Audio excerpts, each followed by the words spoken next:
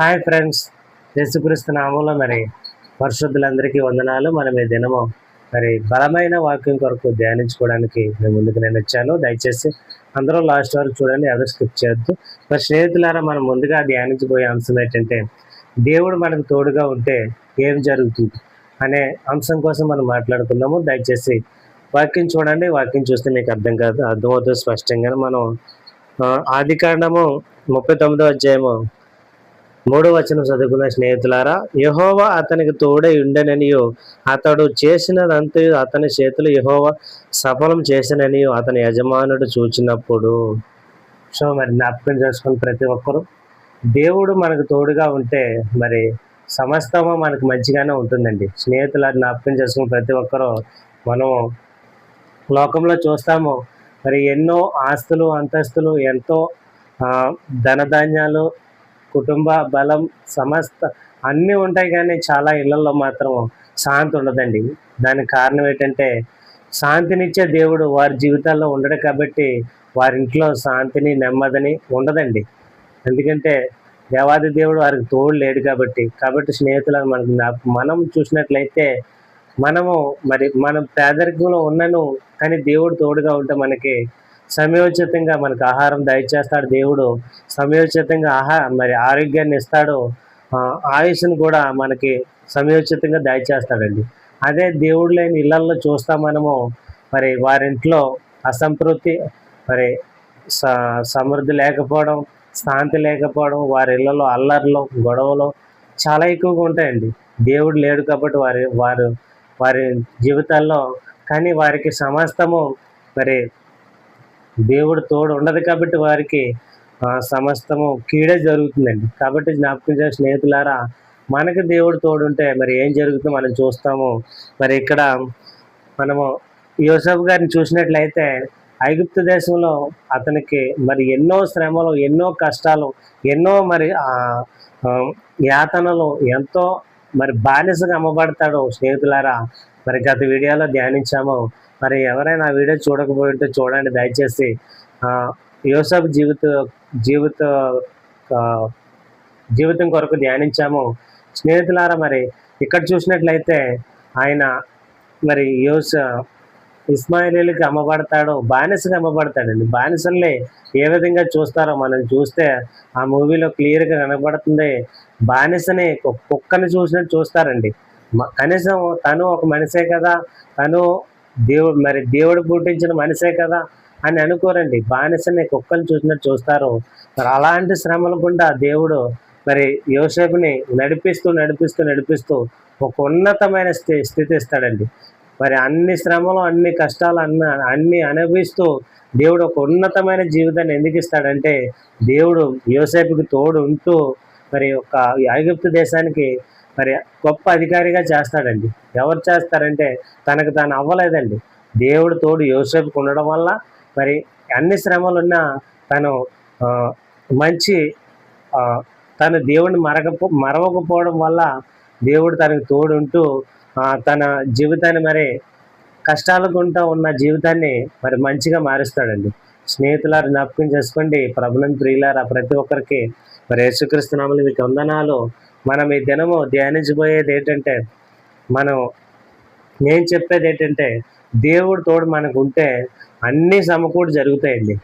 దేవుడు తోడు లేకపోతే ఏం జరుగుతుందో మనం చూస్తాం కదా. మన జీవితాల్లో ఎక్కడిపోయేందుకు, మన జీవితాల్లో చూసుకుంటే దేవుడు నమ్ముకోకముందు ఎలా ఉన్నామో, నమ్ముకున్న తర్వాత ఎలా ఉన్నామో మనమే గమనించుకుందామండి. ఈ వీడియో చూస్తున్న ప్రతి క్రైస్తవురాలా దయచేసి జ్ఞాపకం చేసుకోండి. మీరు నమ్ముకోకముందు ఎలా ఉన్నారో, నమ్ముకున్న తర్వాత ఎలా ఉన్నారో ఆ తేడా మీకే తెలుస్తుందండి. ఎందుకంటే దేవుడు తోడుంటే ఆ జీవితమే వేరు, దేవుని సహాయం ఉంటే ఆ జీవితమే వేరండి. స్నేహితులారు, జ్ఞాపకం చేసుకోండి.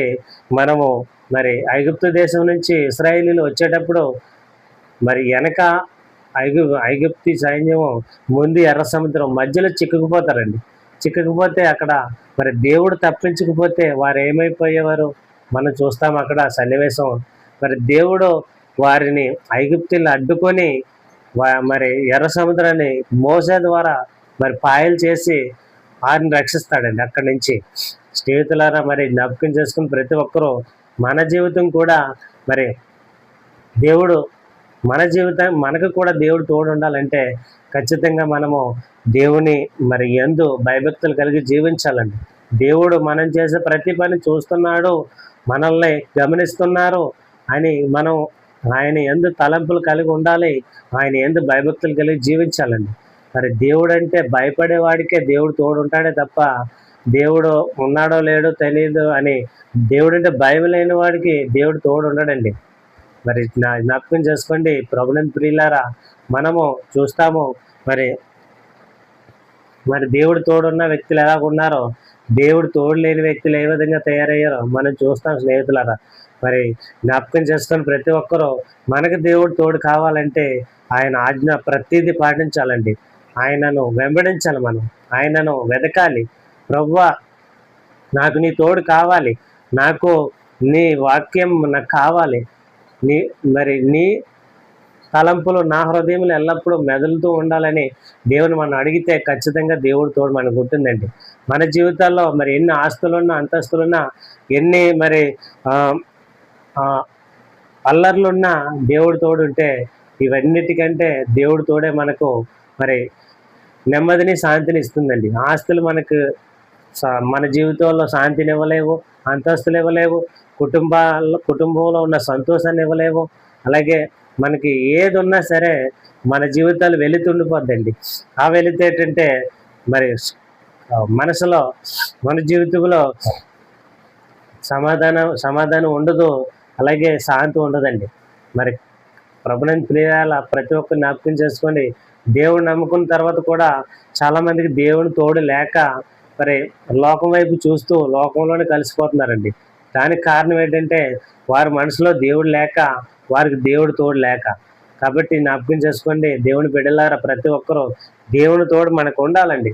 భూమి మీద బ్రతికినప్పుడు ఉండాలి, చనిపోతే పరలోక రాజ్యం దేవుడు తీసుకెళ్తాడు. కాబట్టి అక్కడ మనకు తోడు దేవుడు ఉంటాడు. కాబట్టి ప్రతి ఒక్కరికి దేవుడు తోడు కావాలంటే మీరు వెతకాలి, మీరు అడగాలి, ప్రభువా నాకు మీ తోడు కావాలి, మీ తోడు ఉంటేనే నా జీవితంలో అన్నీ సమయోచితంగా జరుగుతాయి, మరి మీ తోడు లేకపోతే నేను బ్రతకలేను అని క్రైస్తవురాలు అడగాలి ప్రభువుని.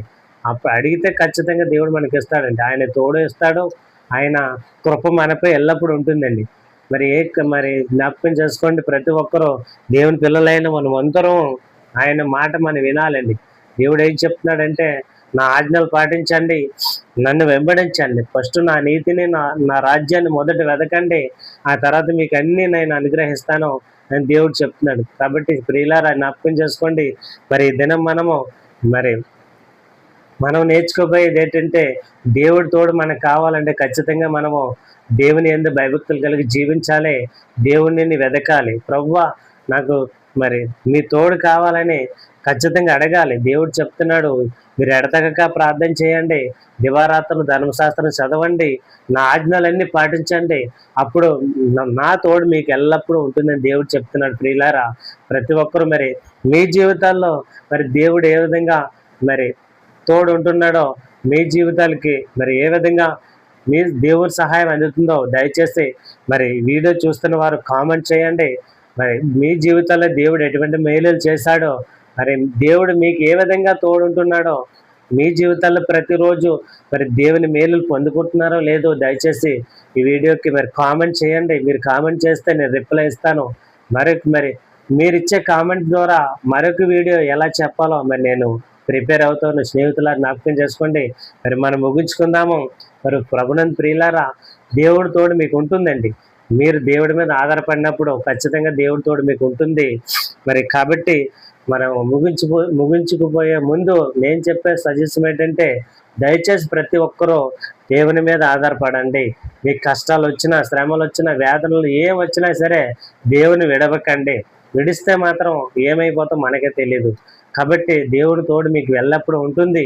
ప్రభునందు ప్రియులారా, ఈ వీడియో చూస్తున్న ప్రతి ఒక్క క్రైస్తవురాలకి, చూస్తున్న మీకు, చెప్తున్న నాకు దేవుడి తోడు ఎల్లప్పుడూ మరి ఉంటుంది. దేవుని తోడు ఉంటేనే కదా మనము దేవుని కోసం మాట్లాడుకోగలుగుతాము. కాబట్టి స్నేహితులను జ్ఞాపకం చేసుకోండి. మరి దయచేసి ఈ వీడియో నచ్చితే లైక్ చేయండి, షేర్ చేయండి, సబ్స్క్రైబ్ చేసుకోండి. మరి నా ఛానల్ నేము jesus.swaram.jp. నా ఛానల్కి సబ్స్క్రైబ్ చేసుకొని బెల్ ఐకాన్ నొక్కండి. మరి మీరందరూ నాకు సపోర్ట్ చేస్తేనే మరెన్నో వీడియోలతో ముందుకు నేను వస్తాను. మరి అప్పటి వరకు మరి మనం సెలవు తీసుకుందాము. మరి అందరికీ ప్రైజ్ ది లార్డ్. యేసుక్రీస్తు నామములో మరొకసారి వందనాలు. మరి అందరికీ బాయ్ బాయ్ అండి.